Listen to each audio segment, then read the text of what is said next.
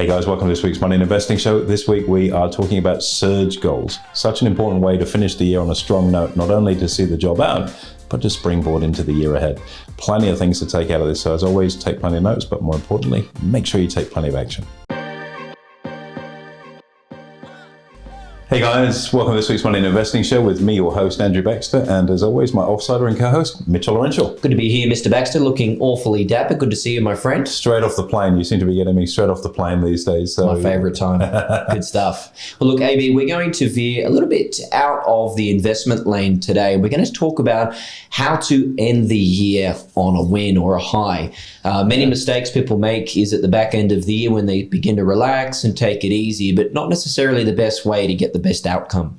It's true. It's very pertinent too. I mean, obviously we're in the sort of the last little bit of the year now, and it is very easy to clock off early. And I know, if I look back over the 200 plus episodes, congratulations, by the way, yes, 200 in the can. And congrats and thank you to our listeners out there too, absolutely. Tuning in every week. Couldn't do it without them. And the more we get this message out there, the better. Last year, I think, or maybe even the year before, we've done the play to the final whistle message, yes. and you got to play hard and you've got to do this. And sometimes as human beings, you got to come up for air. And like I said, I'm just off the plane. I've got a cold, and I'm looking at the plan that we've got for the back end of the year, and it's actually firing me up. It's not intimidating me, which we'll get into a little bit as we as we go on. But yeah, you've got to try and wring the last drops out of it, because if you take that bit of time off, you start coasting into the back end of the year, and then of course, it's restarting Lazarus in the new year. That's effectively, probably 4 or 5 weeks of missed opportunity for getting stuff done. And that doesn't sound like a lot, but that's 10% of the year. So if you've set yourself a goal, and it's kind of like trying to race somebody, if you start 10% after they do, you're never going to win that race. No. If you're playing soccer and you give someone a couple of goal advantage before you start, you're not going to win the game. It's a handicap system. So you do have to play it out. And I'm not talking, of course, getting your project management whiteboard out on Christmas Day as everyone's, eating their turkey and letting the crackers go. But at the same time, I think, it is important to see the year out if you're someone that wants to achieve or indeed overachieve. Totally. And we know we get to the back end of November, early December, most people start to take it a little easy. So Let's dive in. What are some common mistakes, AB? And if we break this into 2 categories, say personal mistakes being attitude-based, and then say investment or spending mistakes. I think personal mistakes, let's say you're someone that journals, which we encourage all of our clients and everyone in our ecosystem to do. You can start to, we're nearly at the back of the year, and the journal starts to, no, didn't really use it today, maybe a couple of times a week, and then your weekly review, I don't really need to do that because I need to look at it that sort of personal maintenance of world-class basics all of a sudden go out the door. And that can also happen, I think, I'll speak on personal experience with this. When you're feeling in a situation where you're overwhelmed or something massive is happening and that just takes over everything that you're doing, you might have just something that's critically important, urgent, non-negotiable, must get done. And then the processes that you use normally, your journaling and things like that, go out the window because you just head down, backside up on those sorts of things. And I think sometimes that can make things even more overwhelming. I think you've got to step back out and step out of it and go, no, let's strategically plan this. This is huge, what I've got to deal with if you've got a big blob of something that needs doing.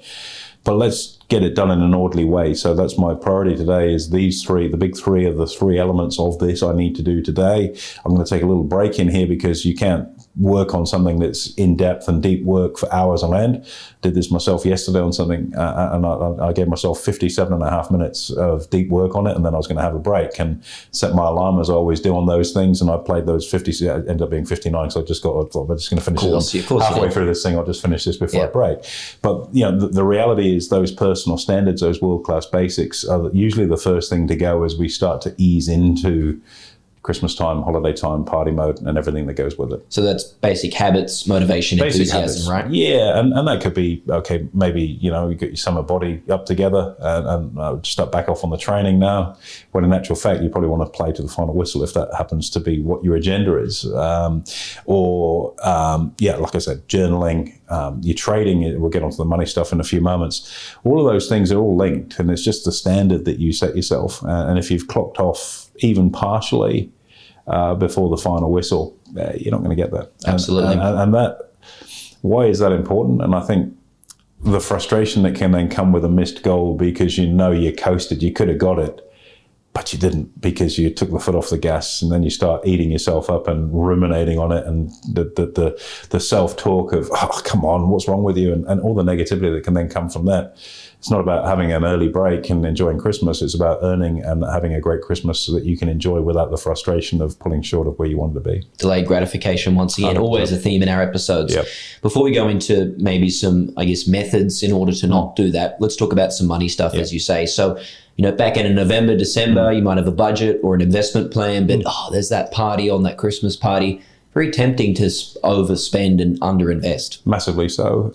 It is that time for that. Obviously, people, want to spend a lot of money on Christmas presents or buying happiness or whatever it may be. And, firsthand, November for us is a pretty hectic month in my household. So it's my daughter's birthday on the 13th. It's my wedding anniversary on the 16th. It's my father-in-law's birthday on the 18th. And it's my mother-in-law's birthday on the 28th. So we've got like full on birthday season Party in time. my house, and then it's my sister-in-law's birthday, a week or so later. So, you think, okay, we typically host a lot of social functions at our joint, and so there's a party to organise for each of those events. There's catering and everything goes alongside. Okay, we can afford it, but if you run a budget, which even now I do, because I think that muscle memory is just so ingrained in me.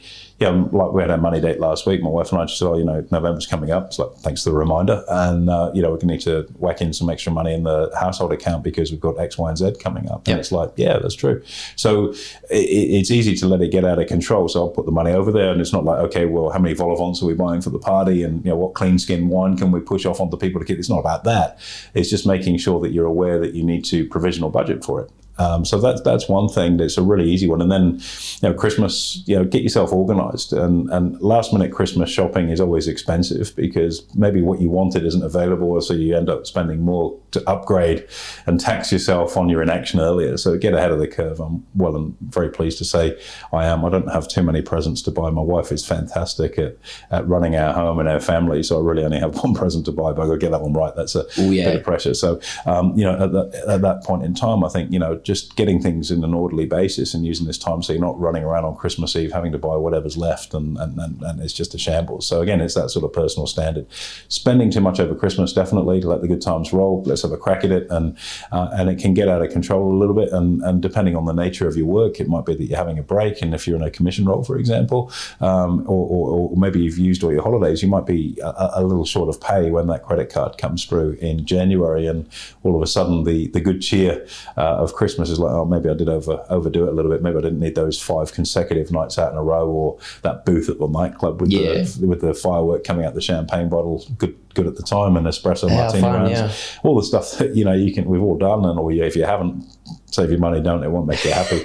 And all those things can kick in. And on the same vein, from a trading perspective, it's been an interesting year in markets. So it's not, personally speaking, it's not been one of my better years. Just put that out there.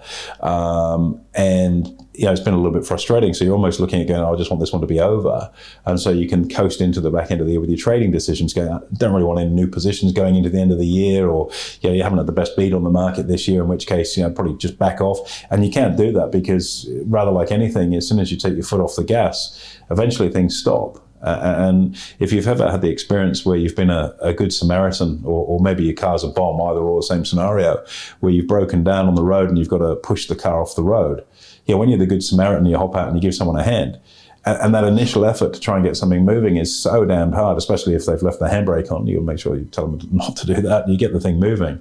But once it's rolling, it's easy again. And there's usually probably 2 or 3 other heroes hop out and give you a hand at that point because all the heavy lifting is done. Trading and investing is the same. If you've stopped, trying to get it going again is just like trying to move a stationary vehicle. It's really, really tough. Whereas if you've got that little bit of momentum, even if you've scaled your trades back a little bit, you keep that momentum going in. I think it just leaves those good habits in play for you to leverage off and springboard from in the new year.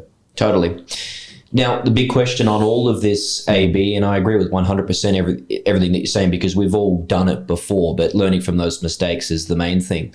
All of this really comes down to staying motivated, realistically. As long as you're motivated and you're committed to your goals and your processes, you can do it. That's the hard part, though. So for anyone out there who is maybe a procrastinator / knows that they start to wane off in that time frame, what are you doing right now to ensure that's not the case? okay, well, why don't we introduce the surge? And I'm not talking about our French friend. I'm just talking about what we call the surge, which we allude to in the Wealth Playbook a little bit in terms of like when with your goal setting, have something that you're really going to put your toe down on and give a crack. And this is really really relevant insofar as I literally just we obviously had a brief conversation before we came in here earlier. Like yesterday and the day before, we've had a pretty hectic year in terms of some of the business goals that we've set, and a lot of personal ones in and outside of work as well. And I was sort of sitting down going, wow, because we've got a year in review coming up, and you look at the different things that have been achieved, and you think, like, okay, well, that's pretty big. And we wrote a book, it's published, and that in itself is just a little footnote of stuff that we've done this year, which for most people would be this enormous project.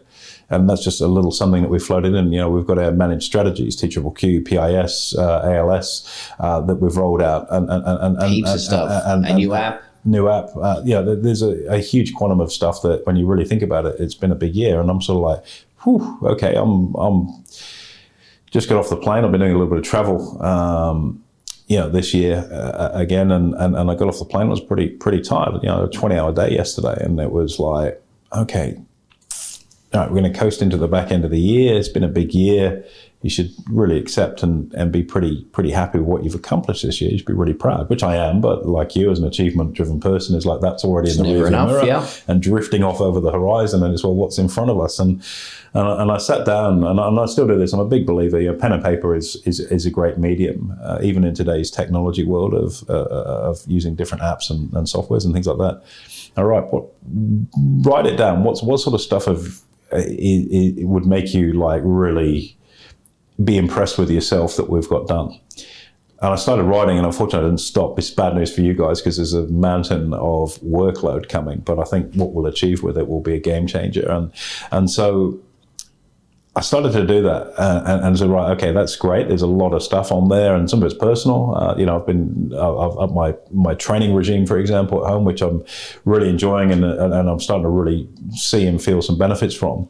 And again, we're into that party season. There's Melbourne Cup and different things, pre-Christmas parties, and all the different bits and pieces that go on.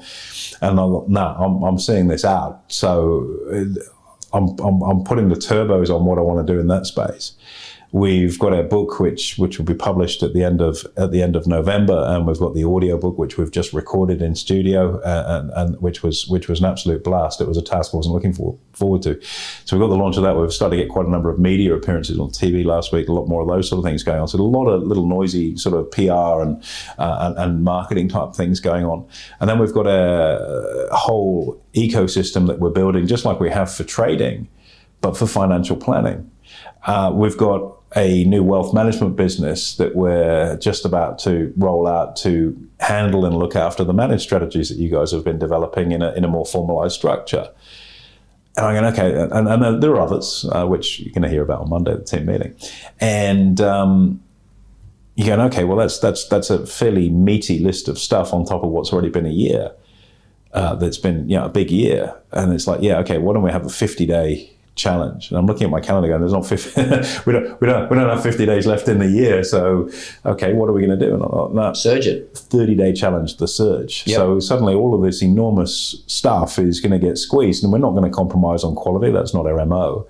That all of that stuff is going to get squeezed into that 30-day challenge. And the idea of doing that is that as people get more bought into that as a team, as a business, with all the stakeholders we have here, it creates momentum because it becomes a game that, can we get this done? We've got we're really close on this. What do you need a hand with? We're not dropping the ball on anything, so that when we sit down and have our team Christmas party on the 15th of December, also payday, so it should be a pretty good one for you guys. You might even shout lunch. I don't know. What do you reckon, Mitch, man of your means? Oh, yeah, I could shout lunch this year. No, I'm only kidding. No chance. So, when we sit down on the 15th, we're all in a position where we can go, wow, we did it. And we will. And so I think what that's enabled me to do personally is reframe, being pretty tired and going, okay, what can I do to enthuse myself? It's not about money. It doesn't make any difference to me money-wise, particularly. It's that personal standard. Gotcha. I'm off to Dubai next week for 4 days. Got some stuff going on up there. So I've got 4 days there where I'm sort of out. So that's now that 30-day surge has got 4 days removed. You got a good team around you, though, luckily. Yeah, and look, I'm actually up there doing some stuff with Karen and our IT guys. So which is a foundation for some of the other bits and pieces and some personal things and other stuff too. So yeah, it's going to be a surge and it's going to be tough. But that's where we rise to the top. That's what achievers do. They look at it and go, that's a crazy amount of stuff to get done in 30 days, but I reckon we can do it. There's nothing on there that's going to require a compromise in quality. There's nothing that's going to require a compromise in service. The only thing that it's going to require is our effort and focus. And if we do that, I know everyone here is going to have a ripper start to the new year, our clients and our other stakeholders and the team here. And we can feel pretty damn good about ourselves that we've looked at the year and gone, it's not over yet. And we can get this block of stuff in there that will set us up for enormous things in the new year. And any of our listeners can do the same. 100%. Personal, business, doesn't matter exercise, what it is. Doesn't matter what anything. It is. And you've just got to accept and you've got to step into it and commit to it. You can't, we'll give it a go. That's not the language that's needed for something as significant as what we're wanting to do in that time. And there are a lot of external parties involved with this. We've got our audio engineers, the studio producers, we've got our graphics guys, we've got our IT people, we've got our marketing people, we've got all of our enrollments team here, we've got our trading team involved, we've got our financial planning side, our lawyers, our compliance team. It's a 12-ring circus in terms of all of those things need to come together. But man, when we pull it off, not if we pull off, when we pull that off, how do you think we're going to feel as a team? It's just like, yeah. I mean, if you're our team or whoever's listening to this is on that upwards path and most people are on that downwards path, you just imagine how much of a gap you can create yourself in that success gap, which is the name of the game, right? Exactly right. And I think, we will recognise our successes at the end of the year. We've had a great year. There's no question about that. Like from a pure bottom line perspective, it's been a great year.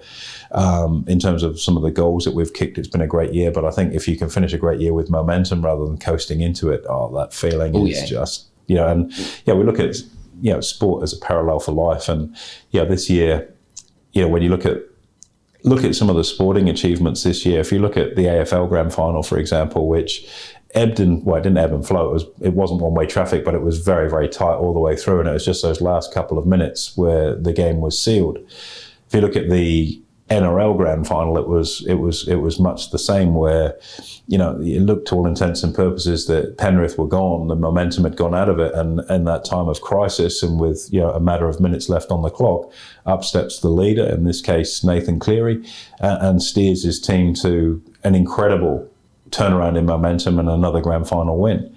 If we look at the Rugby World Cup, it's been largely the same, where all of the big games, the semi-finals, finals, were down to 1-point wins. It was so tight, and it comes down to that willpower that you really want something, and that's not about money. It can't be just about money. It's about the personal pride in knowing that you got the job done and that you can feel satisfied because of it. The money, that's a byproduct of it. That's right.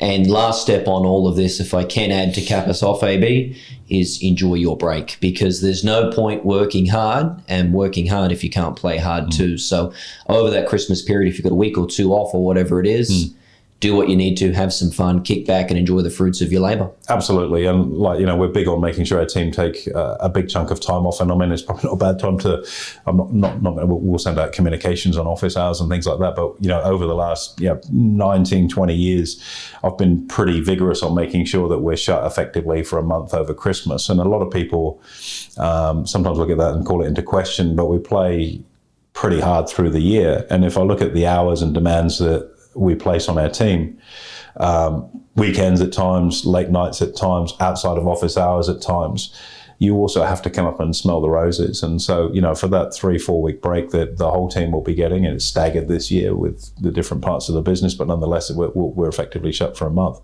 I think that doesn't seem like it's a luxury if you've earned it.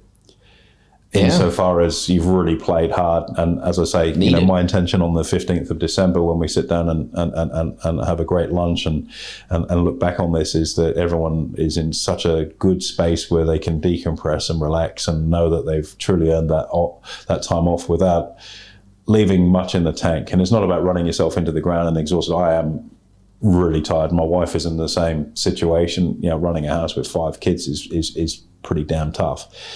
And yet this for me is reinvigorated where I'm seeing the back end of the year now from instead of having to grit my teeth and come on, let's get this done, to instead going, I'm really excited about it. So it's not an intimidating thing. It's something that's exciting. And I think that's the beauty of goal setting, that if you take the time to strategically set your goals in a way that's not just about ticking the box and, oh, that's the achievement, we did this.